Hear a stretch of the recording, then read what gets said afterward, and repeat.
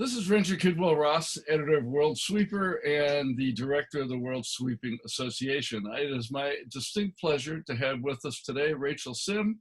Rachel is the editor of Stormwater Magazine, America's premier stormwater publication. And she is, I will say, a stormwater expert. She will say she's a stormwater generalist. And what that means is, much like the editor of World Sweeper, myself, that she sees a lot of information come by her desk. She edits it. She improves it oftentimes and verifies the information and that sort of thing, much as I do. So Rachel has said today she'll discuss with us how the interface with stormwater pollution runoff abatement is now interfacing with the street sweeping industry, and there being more and more connection all the time. So first off, let me ask you, Rachel, let me say thanks for joining us. Thank you so much for having me. It's a pleasure to be chatting with you. And I want to also acknowledge that I had the privilege of being in a webinar at StormCon, which had to be a virtual event like so many this year in 2020. With three other presenters that Rachel was the moderator for, and that's available at stormcon.com, I believe, is a website that will come up for you. And I encourage everybody that has interest in this topic, this year you could see all of the presentations as well as the two webinars they had, one each day, for only $50. So that is definitely a great deal for you, and kind of a loss for the stormwater folks, the magazine folks, just like it has been for all the other conferences we haven't gone to this year. So Rachel, let's start off by, let me just ask you, what's going on currently with the stormwater requirements for the different municipalities and DOTs and so forth around the country. I know given COVID, lots of things have changed. Is there currently an enforcement of the water quality regulations going on? Yeah, there is. So there was news back in March that EPA was introducing what they called a temporary enforcement policy. And there was some question as to what that temporary enforcement policy would mean, whether they would in fact continue to be enforcing or not. So on March 26th, that's when they brought in the temporary enforcement policy, and then backdated it, I think, to March 13th. And so they were EPA was essentially acknowledging that because of physical distancing requirements and potential worker shortages related to the pandemic, as a result specifically of COVID-19, that it could affect a regulated entity's ability to gather and then report data and possibly stay in compliance. So essentially, EPA said that they would exercise enforcement discretion for noncompliance as a result of the pandemic. And then that would also apply to the NPDES permittees. So the policy didn't end up being sort of a free-for-all. There were requirements. Permittees were required to make every effort to meet their obligations, to return to compliance as soon as they possibly could. They had to document non-compliance and then also be able to prove that it was in fact related to COVID-19 as opposed to, something else, and then just trying to sort of use this enforcement policy to get out of enforcement. Yeah, and then they also had to, of course, they're expected to attempt to return into compliance as soon as possible. And part of that is the EPA could then follow up, as they said, if needed. So it's a little bit unclear, how much EPA did follow up or how much at this point, sort of leeway permittees were getting. But that's sort of the gist of it. There's an awful lot of room, as with most stuff, to sort of see the positive or perhaps the negative. And I think only time will really tell how that played out. But, as of August 31st, the policy isn't actually in effect anymore. You can still, apply for sort of you can say, well, back in May, we were in non-compliance and still use the policy to apply for things that fell within that period. But as of August 31st going forward, you can't use the temporary enforcement policy. And from everything I've heard, which is admittedly not all, but most permittees and municipalities were doing their best to remain in compliance and to keep that physical distancing while still continuing to do their work. Okay. And in general, are they having difficulties in meeting the requirements? To be honest, I haven't heard of anyone who has struggled to remain in compliance. I'd encourage them to reach out to me if they have. But maybe in those early days of the pandemic, as I'm sure we all remember, it was very chaotic, and no one quite really understood what the virus exactly meant, how it was transmitted, that kind of stuff, and a lot of stuff just sort of shut down, not just municipally, but on a state level, businesses, schools, all that kind of stuff. But most of what I've heard is permittees being very active and resourceful in order to find ways to continue their monitoring, sampling, their compliance, and so on. So back in April, I think it was, USGS put out a press release about some of the work they were doing on their water monitoring efforts. And I remember the image was they highlighted was a 3-person team. One was a married couple, and then the third was a colleague of theirs. And the married couple could then work closely together. I think they were at the one end of a boat. They could, be at the end of the boat together doing some of the sampling. The third person could then drive and maintain that physical distance together. And some other folks that I spoke with said, they were coming up with clever ways to sort of group all of their monitoring together to go, okay, well, instead of staying overnight, we'll do, these few in one day and this one in another day, and some of that stuff. So it's definitely an invention going on out there. Pardon? There's a lot of creativity going on out there. Absolutely. Yeah. There's been a lot of creativity in this industry in particular, but yeah, there's been a lot of creativity. Yeah. And then sweeping too, there's no question about it. And the early days with those masks and gloves issue that everybody was stripping off and throwing away. Now I think folks think of masks and gloves as kind of a long-term item they want to take care of and rewash to not have to buy new ones. So that's kind of changed. If somebody isn't in compliance, is there a link that either about or we could put in the article that would tell us the compliance area? Yeah, so there's an interesting website, echo.epa.gov. That's echo.epa.gov. And you can go there. It'll tell you not just for the Clean Water Act, but for other EPA regulations as well. For example, I put in my own postal code, which I won't give out to your viewers, but I did put in my own postal code just the other day to kind of peek and see how we were doing. And you can see, individual businesses, even if they are in compliance, you can click and go really deep into the data if that's sort of what you're into, and you can see who around you might not be in compliance and for how long and what that non-compliance would actually be. Mm-hmm. Yeah, that'd be helpful, I think, for any kind of city leaders, as well as sweeping contractors in an area to go in and see whether their customers are, meeting their stormwater goals and so forth. And if they may be more educated than their customer base. I know there's a wild variation in municipalities and other government agencies about abatement, BMP ideas and so forth. By and large, what kind of trend is there in the ability of municipalities to meet their goals, given what we have to work with these days? I think that we're always going to sort of find new challenges presented by, new technologies and developments. For example, 20 years ago, we weren't really thinking about PFAS, and then it kind of came into the wastewater industry. And now we're seeing that it might, before too long, end up in the stormwater industry as well. So that's been let me break in here because absolutely. Some listeners or watchers may not know what a PFA is. Yes.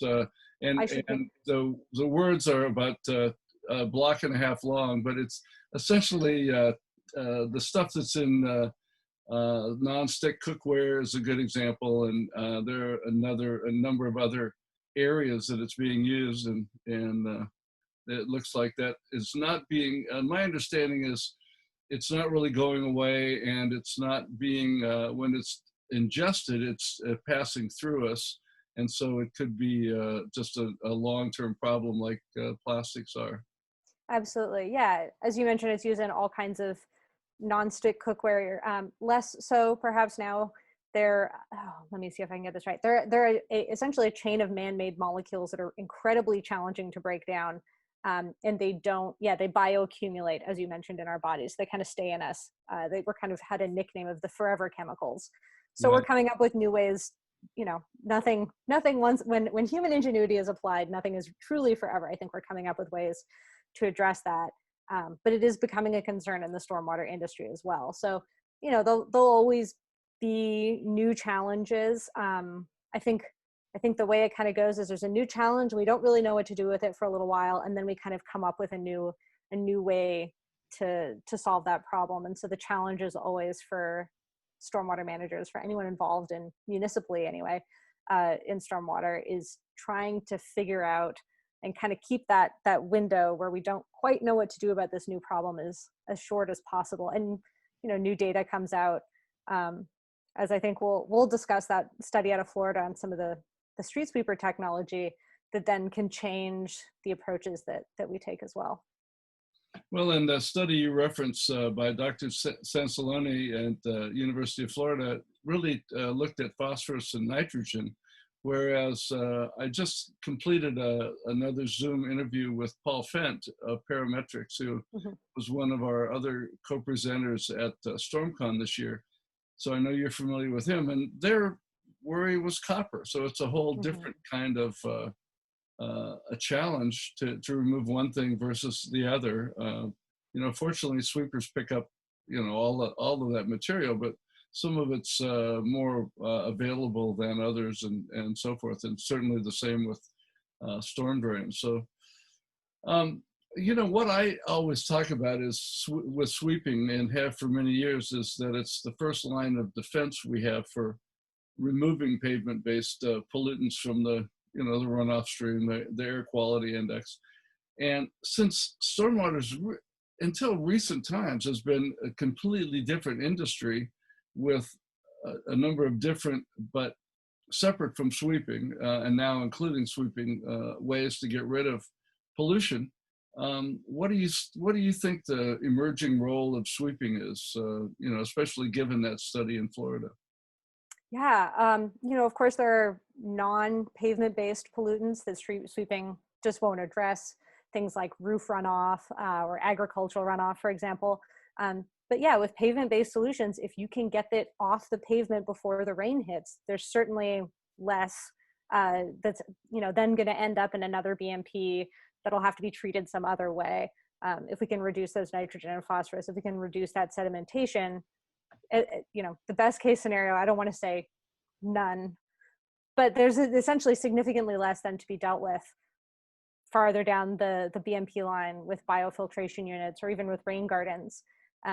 So it's unlikely to be the only BMP ever needed, but I would have to agree with you. I think it makes sense as an excellent first line BMP when we're talking about those pavement-based pollutants.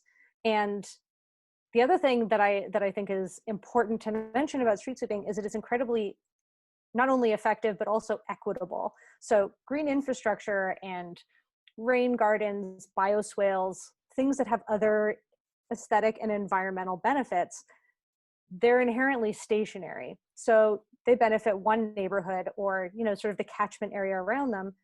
And they often end up installed in higher income neighborhoods or in downtown areas where there's sort of lots of folks around. So especially with more of that data coming in about the efficacy of street sweeping from studies like the one in Florida, street sweeping can be, and I've seen it used as an excellent way to sort of improve surface water quality around the city, but also to demonstrate to people who perhaps, don't live in the higher income neighborhoods or don't live in those neighborhoods that do get rain gardens and green infrastructure, that you as a city are still caring about the quality, their air quality, their water quality. And it can also be used as a good outreach tool. We've seen some of that with, certain wraps on some of the street sweepers to do a little bit of that outreach work for you as well. Right. And for those that are not familiar with the Florida study we're referencing, it's by Dr. John Sansaloni, which is Sansalone. And if one were to go to the worldsweeper.com website, and right in the middle at the top of the page, there's a Google search bar, and just type the Dr. Sansaloni into that search bar and you'll find it. But essentially, over the course of, since 2007 to 2019, they tracked 14 municipalities.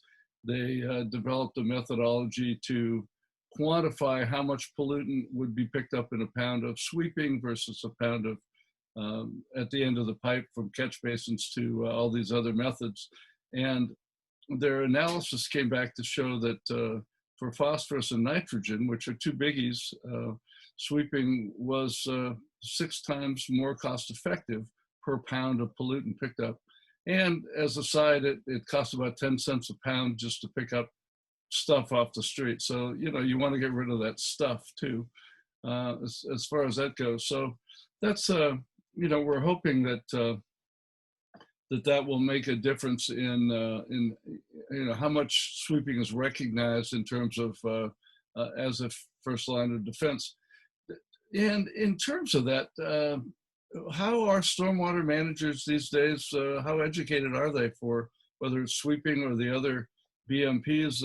I know for the application or the efficacy of sweeping, being known as a front runner BMP, it's really on the coasts a lot more than it is in the Midwest and so forth.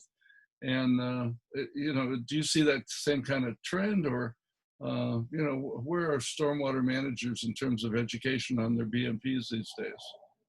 That's a good question. And I'm a little hesitant to speak too broadly, but what we've seen in the publication is certainly a growing understanding of the benefits of sweeping beyond mechanical sweeping anyway.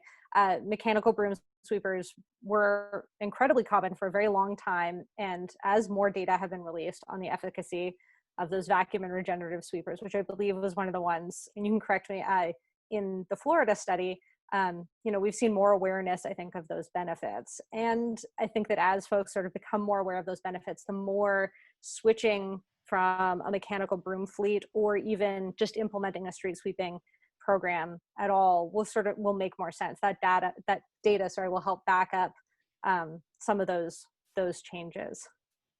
Well, that's I think that is true too. That's from my side of the street that I've seen, and I think more and more it's, you know, it's being recognized. One of the things about broom sweepers that a lot of stormwater managers, I think, are not as aware of as they should be. Now, broom sweepers work a lot better today than they did even 10 years ago, mind you. But the fact is that there's no air component, and a lot of the pollutants are in the small micron debris for reasons of physics. And we're talking, let's say 250 and microns and below, and our hair being about 72 microns. So if you say a little over 3 times the width of our hair and smaller, that makes up only about 10% of the material on the street, but it can make up a significantly larger portion of the pollutants that are going to be attached to those. So a broom sweeper will go along and not only isn't as good at picking up those small pieces, as you can imagine, a broom is not as good as a vacuum cleaner in picking up that same stuff out of your carpet, but they take off, and I'll say this for the benefit of your stormwater industry watchers. There's what's called a deposition layer that's on a street. The street looks however clean it looks, but a lot of the material has been packed down into the cracks and on the pavement. So when a sweeper goes by, a broom sweeper especially, it brushes up all those cracks. A lot of the small material then is now, if it's left there, is available to the next wind event or the next rain event.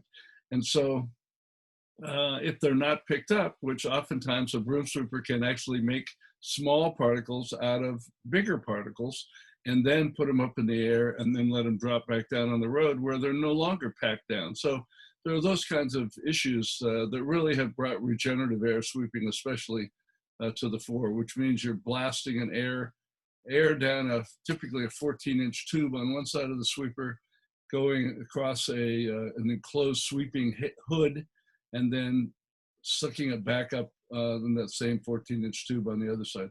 I get where municipal folks love to have a broom sweeper because it'll pick up mufflers and car casings and tire casings and that sort of thing. But it's real important to be able to get that small micron. And we've had at least one study that showed that if you ran a broom sweeper down a street and then they followed with an air sweeper, the air sweeper was picking up to 500 pounds per curb mile, and it was right behind the broom sweeper, and that tended to be small micron debris. So that's something to think about too.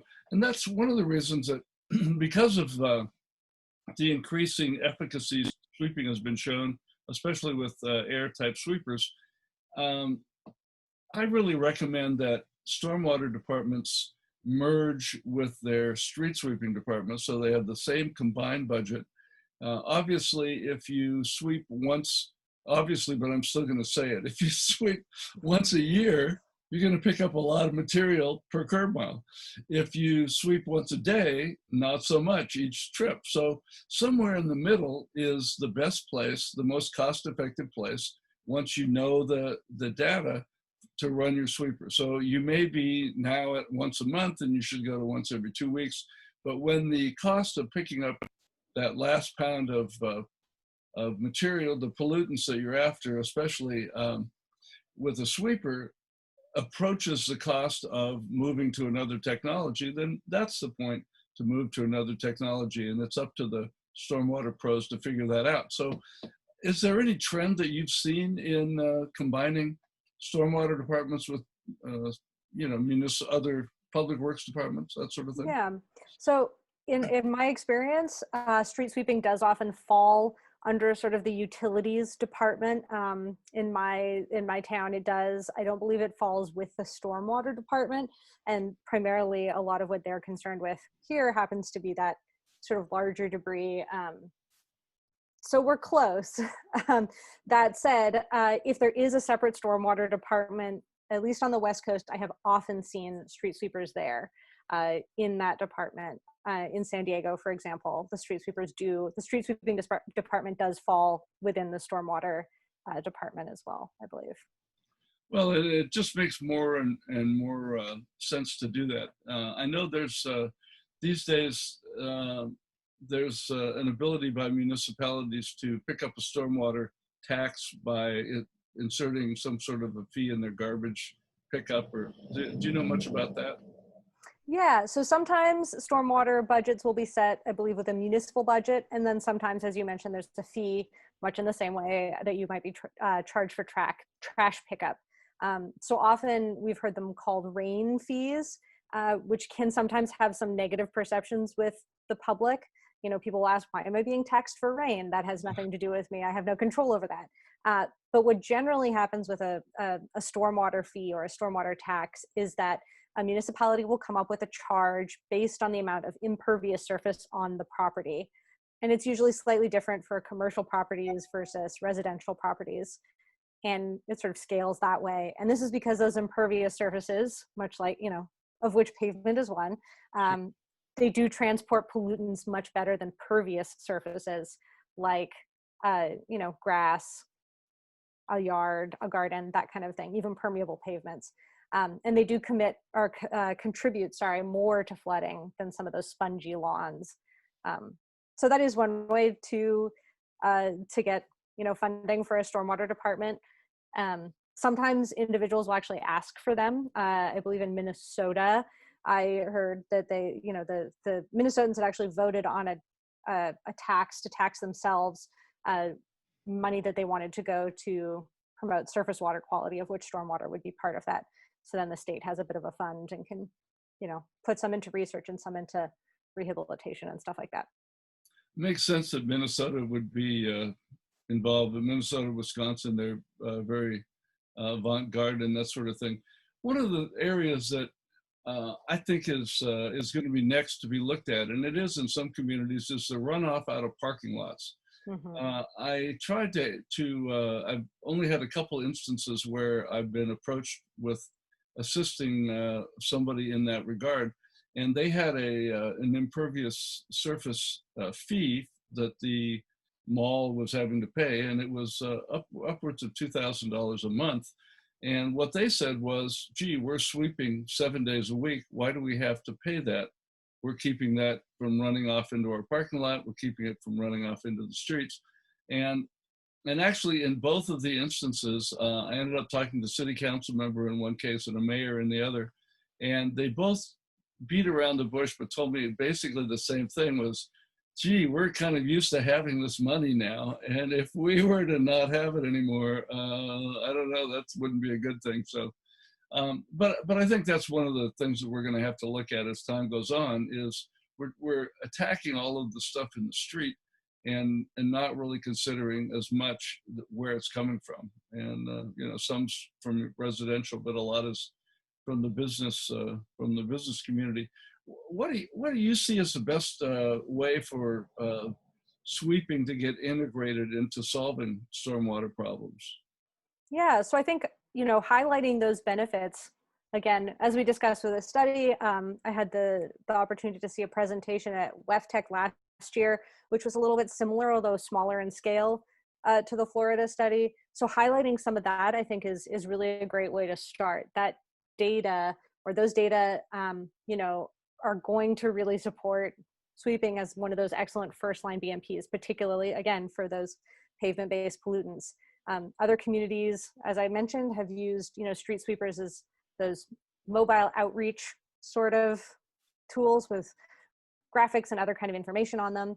And it's also an opportunity to educate the public around not only the benefit of street sweeping, but, you know, maybe also sort of smooth over some of that pain around the parking fees that can sometimes be associated with street sweeping.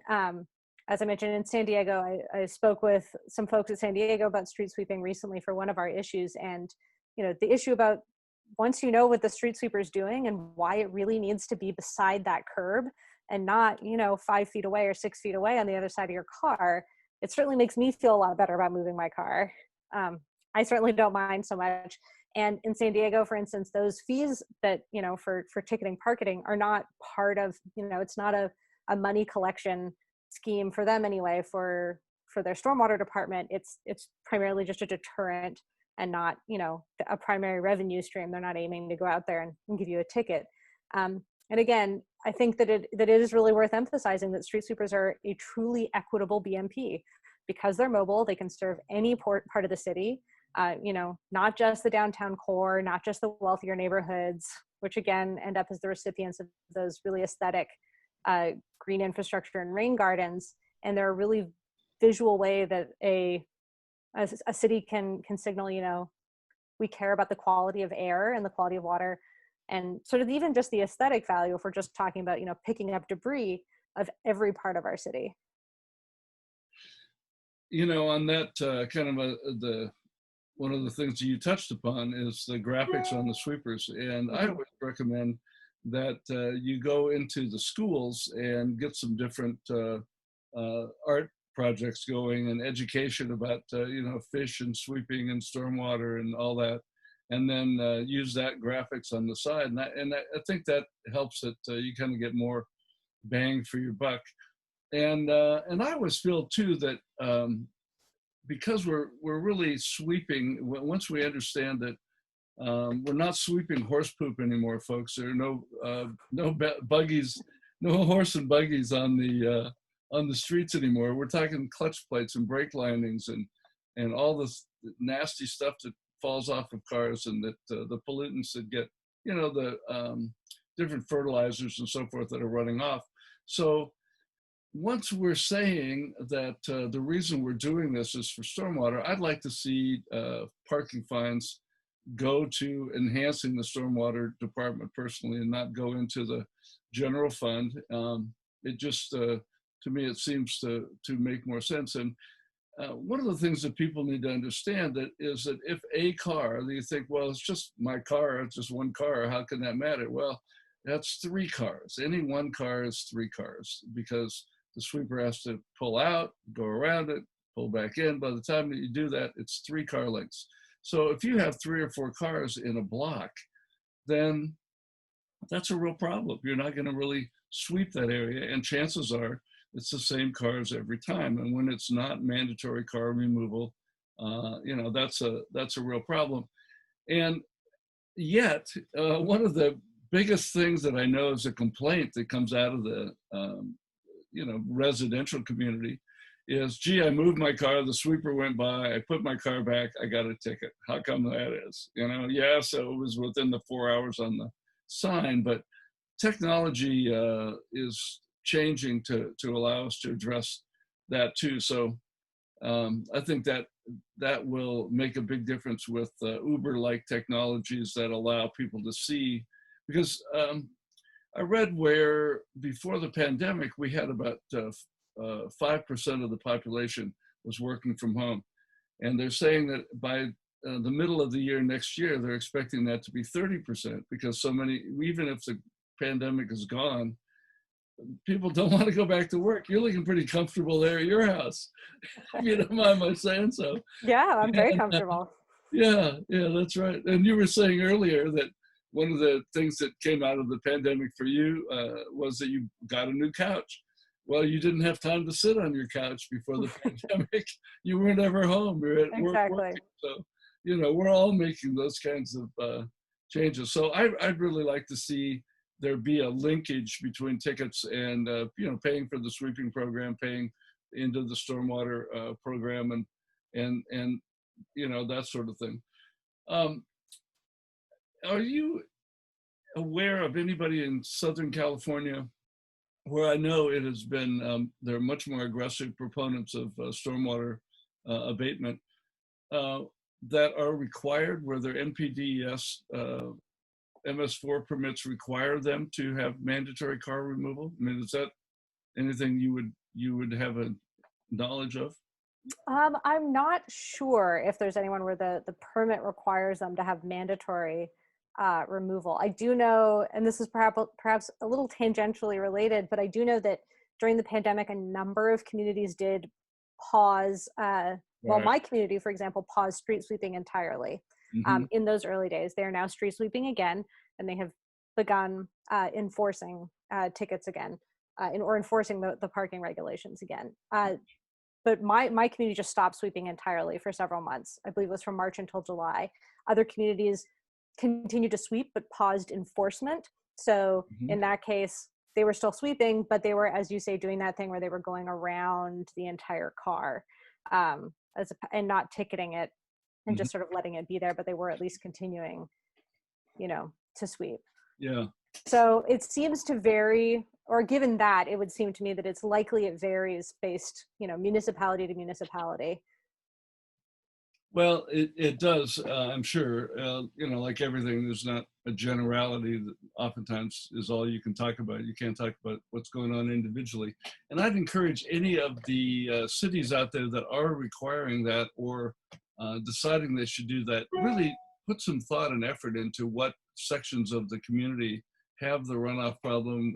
Where are you reaching into where the pollution is getting right to the water supply and fouling and that sort of thing. This has been outstanding. Is there anything else that we should be talking about? Ooh, that's an excellent question. I have so many questions that aren't necessarily related to stormwater for some of your street sweeper gentlemen. It just occurred to me as we were chatting that you mentioned masks, and I'm curious if you know anything about what it was like for the folks operating street sweepers, in those early days of the pandemic, when everything was still kind of up in the air.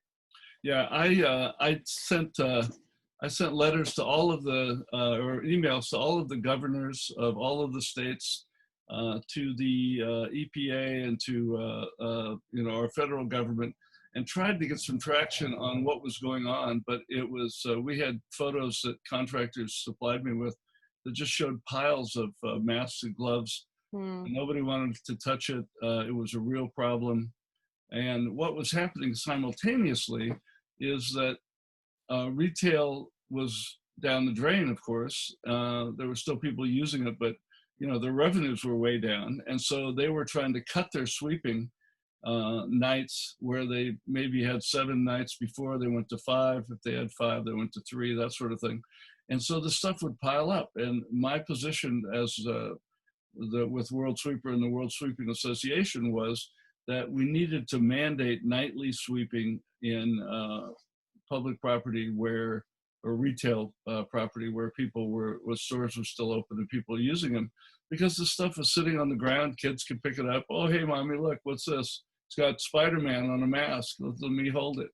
So but that was really a problem for a long time, and it's not as much of a problem anymore. So I'm glad. Well, that's good to hear. And Yeah. you know, similarly, when they paused street sweeping here, you know, part of me was certainly glad I didn't have to move my car twice Sure. a week. On the other hand, you know, knowing how well street sweeping does in removing some of those, you know, fine pollutants, in removing phosphorus and nitrogen, I was kind of going, all right, Yeah. Should I get we're a helping in one way and maybe harming in another. So Yeah. I'm glad to see that it's started up again. I peer out the window now every time the sweeper comes by. Well, we sure think that mandatory car removal just needs to happen. That's it. And there's some technologies available, and Roger and I will expand upon our StormCom webinar we did with you in another Zoom cast that will be in this issue of the newsletter. And that's what we're going to talk about, our emerging technologies that can make that easier. We need to have, and it now exists, where you could develop an app to find out when the sweeper's coming, be reminded the day before, just like kind of like Uber. If anybody's used Uber or Lyft, where it can say, hey, sweeping day is tomorrow, and then it can say the sweeper's a mile away, and then it can say the sweeper's gone by. So instead of having to move your car for 4 hours, you might be able to, you know, just go jump in your car. Like for you, you know, working from home now, as an example, you could jump into your car, go to the store, and you're not going to do that for 4 hours. But Certainly. if the sweeper was a mile away, by the time you got back from any kind of shopping excursion, he would have gone by. Absolutely. And let's put a camera on the front of the sweeper and give tickets that way. If the Yeah, license I mean, plate's in the way, you get a ticket.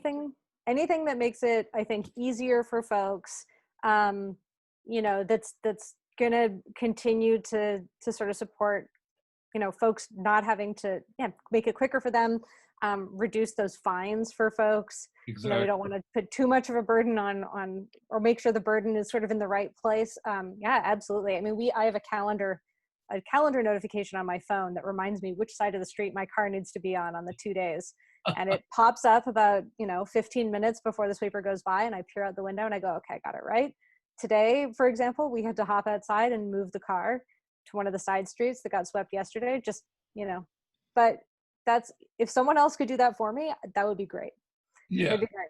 Yeah. And a lot of people are not as technologically savvy as the editor of Stormwater. Well, thank you. Let's face it. Well, I think we've done, you know, what we came to do, and unless you have some kind of wrap-up comments, then I think I'll do the wrap-up. Yeah, I just want to say thank you so much for taking the time to speak with me, Ranger. It was a pleasure as always. If any of your viewers, your readers want to check us out, we're at stormh2o.com.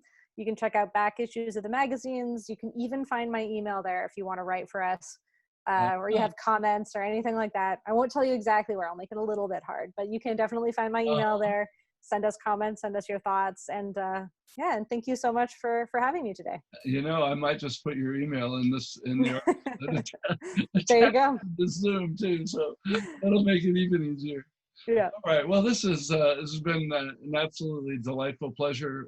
You're very knowledgeable and certainly a very worthy representative of stormwater industry and Stormwater Magazine. So, well, thank you so much for that. We've been talking with Rachel Sim, the editor of Stormwater Magazine, and although that's not your tagline, I'll use it: America's premier stormwater publication. Thanks so much. Thank you.